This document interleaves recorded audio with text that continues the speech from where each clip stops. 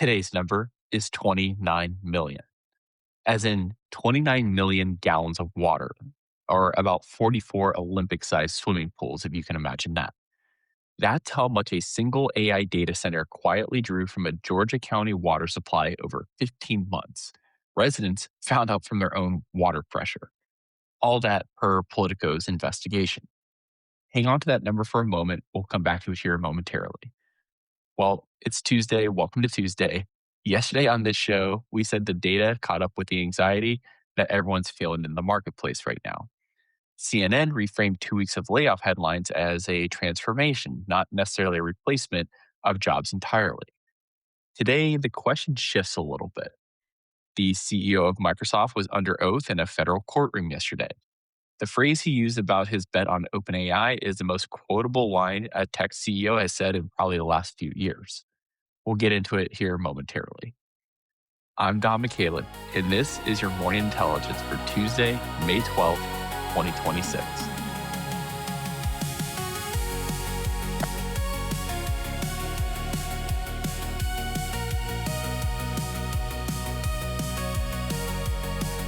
All right, in today's preview, Satya Nadella took the stand in the Musk versus OpenAI trial. He used a phrase about Microsoft that you'll be quoting at work at this week, I'm sure of it. OpenAI launched a $4 billion company. Its product is engineers placed inside customer offices. The Washington Post also had a story out yesterday about a U.S. spy agency that is pushing for AI regulatory power. A tech policy side of the White House is pushing back. Fidelity disclosed the math behind a typical AI restructuring. The ratio is the story here. And a Georgia data center drew 29 million gallons of water through pipes that nobody approved. Plus, Digg is back, and we'll get there momentarily. All right, in today's lead, Microsoft CEO Satya Nadella testified on Monday. Federal court, Oakland, Musk versus OpenAI trial, and the trial is in its third and final week. Nadella is the third tech billionaire to take the stand in the last 3 weeks. Musk was on stand 2 weeks ago. Greg Brockman just last week, and Nadella, well, he took the stand yesterday. Per CNBC and GeekWire here is what he said. He revealed in an internal email from the OpenAI negotiations. In it, he wrote that he did not want Microsoft to become the next IBM while OpenAI became the next Microsoft. That's the line. It's going to be quoted all over the pages of the news for the next couple of weeks, I'm sure of it. He described the deal per CNBC as a one-way door. Microsoft could not afford to build two supercomputers, so they bet on this one. He testified that Elon Musk never contacted him with concerns about the investment violation partnership terms.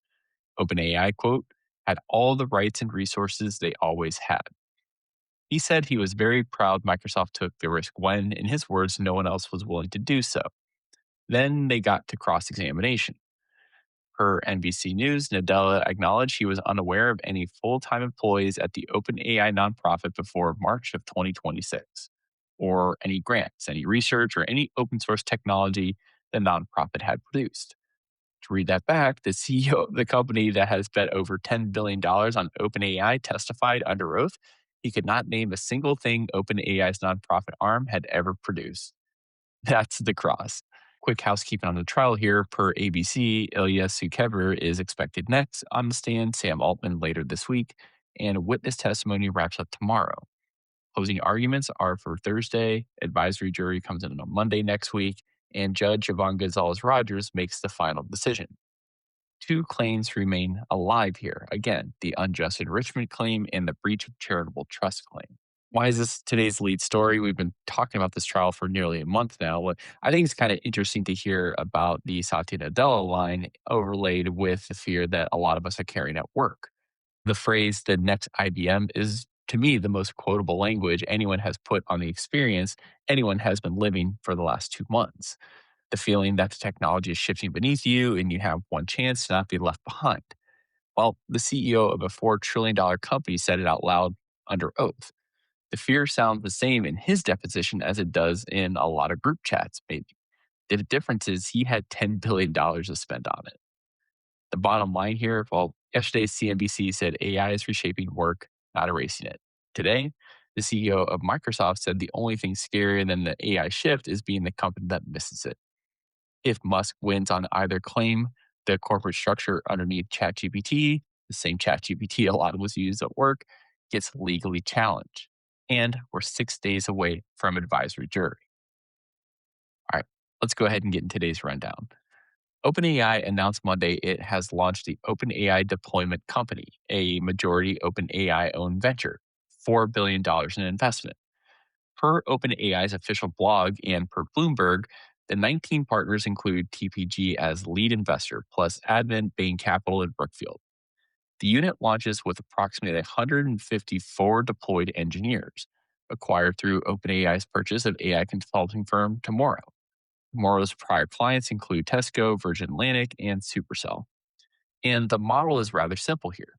The engineers go inside customer companies. They identify the AI use cases. They build the deployments. And per Greg Brockman, they help businesses, quote, maximally succeed with the deployments of AI. Here's the part to hold on to. If your company is on ChatGPT Enterprise or maybe even evaluating it, you might soon have an open AI engineer sitting in your sprint planning. That's not buying API access. That's not even licensing the software. That's the vendor in the room with you right now. All right, our second story in today's rundown. The headline here per the Washington Post, US spy agencies are pushing for AI regulatory power. The tech side of the White House is pushing back. Per the Post, again, this is per yesterday, US intelligence agencies are concerned about advanced AI models that can find and exploit cybersecurity vulnerabilities. Again, we're talking about Anthropic's mythos here. The spy agencies want regulatory authority over those models. Economic and tech policy officials inside the same White House are resisting.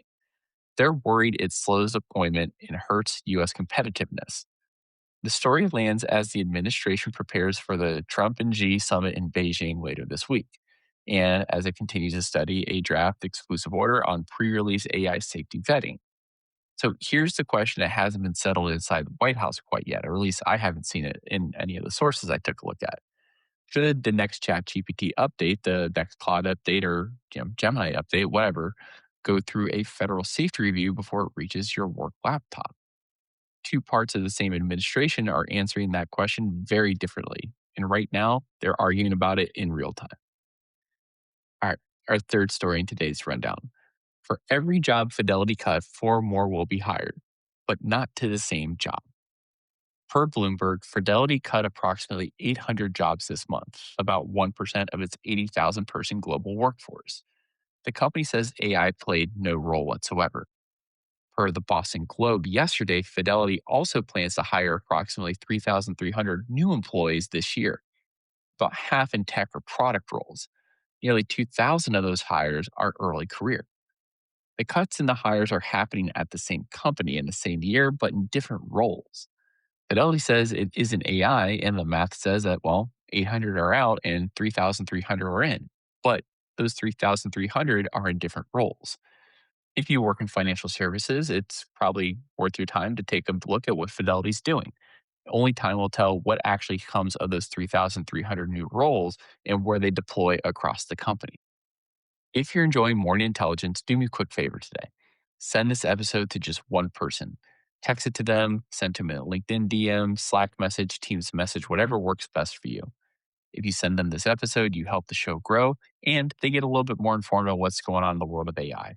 And I greatly appreciate it if you'd go ahead and share it with them. Thank you so much. All right, let's go ahead and get into today's deep cut. There is a building 20 miles south of Atlanta. The internal code name is Project Excalibur. You weren't supposed to know about it whatsoever. I'm going to tell you about it anyway.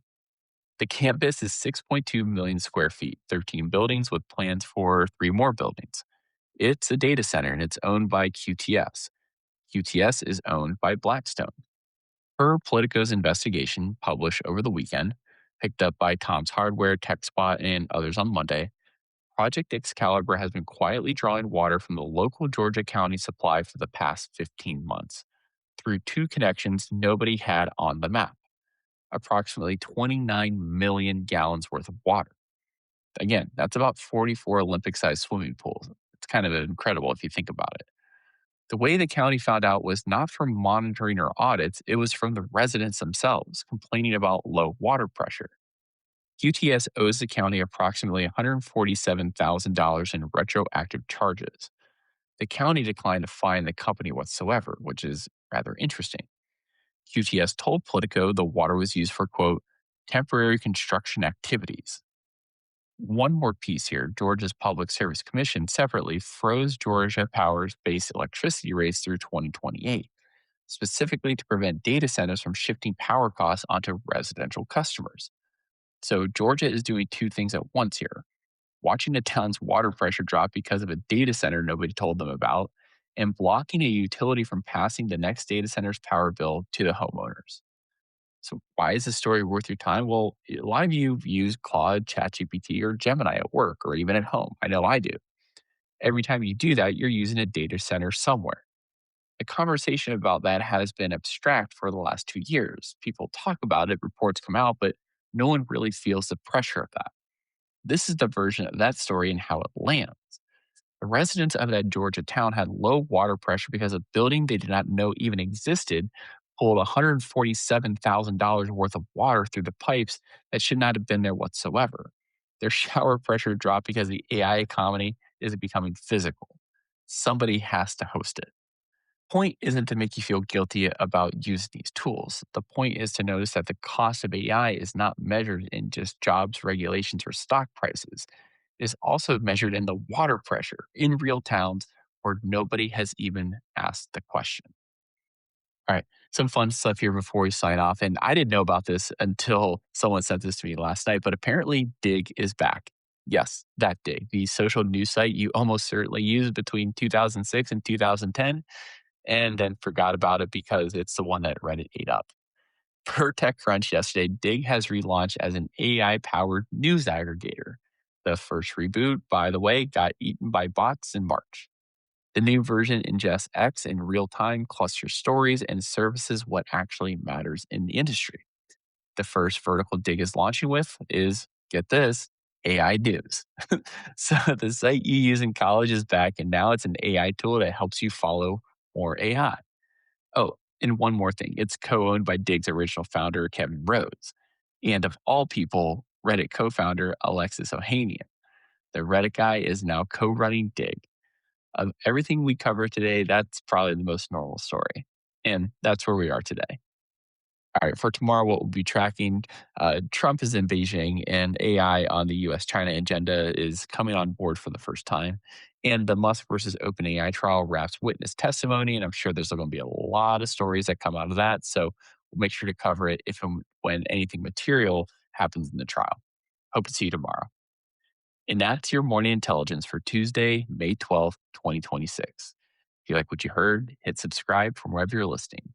And send this episode to that one person who keeps asking you, hey, what's going on in the world of AI? You know who they are. I'm Dom Michalik. Thank you so much for listening. Have a great rest of your Tuesday.